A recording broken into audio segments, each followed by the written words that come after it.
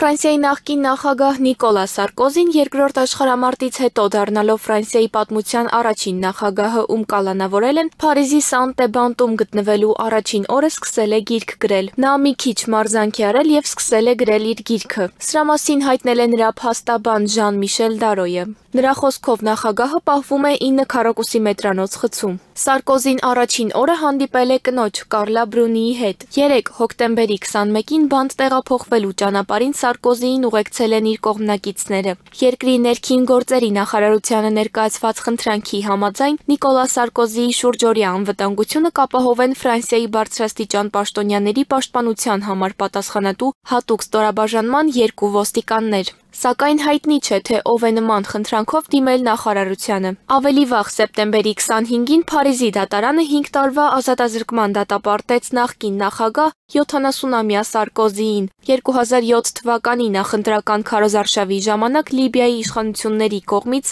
ապօրինի ֆինանսավորման գործով հանցավոր դավադրության մեղադրանքով։ Բանտարկությունից մի քանի օր առաջ Ելիզեյան պալատում Նիկոլա Սարկոզիի հետ հանդիպում է ունեցել Ֆրանսիայի ներկայիս նախագահ Էմանուել Մակրոնը։ Հանդիպումը ըստ Ֆիգարո թերթի տևել է մոտ 1 ժամ։ Այնուամենայնիվ Մակրոնը պաշտոնապես չի մեկնաբանել հանդիպման մանրամասները։ Ֆրանսիայի նախկին նախագահ Նիկոլա Սարկոզիին, որը պաշտոնավարել է 2007-ից 12 թվականներին, սպասվում է 5 տարվա ազատազրկում։ Նա նաև տուգանվել է 100,000 եվրոյով։ Սարկոզին դատավճիռ է որակել է սխալ եւ Ֆրանսիայի համար նվաստացուցիչ։ Նիկոլա Սարկոզիի դեմ հետաքննությունը սկսվել է 2012 թվականին, այն բանից հետո, երբ Մեդիափարթը հրապարակել է փաստաթղթեր, որոնք բացահայտում էին, որ Լիբիայի իշխանությունները 50 միլիոն եվրո են փոխանցել Սարկոզիի 2007 թվականի նախագահական քարոզարշավին աջակցելու համար։ 2016 թվականին գործարար Զիադ Թաքիեդինը հայտարարեց, որ 2006 թվականի վերջին եւ 2007 թվականի սկզբին ինքը Լիբիայից 5 միլիոն եվրո կանխիկով ճամպրուկներ է հասցրել Ֆրանսիայի ներքին գործերի նախարարություն, որն այդ ժամանակ գլխավորում էր Սարկոզին։ Նա հայտնել է, որ 2 անգամ գումարը հանձնել է Սարկոզիի աշխատակազմի ղեկավար Կլոդ Գեանին,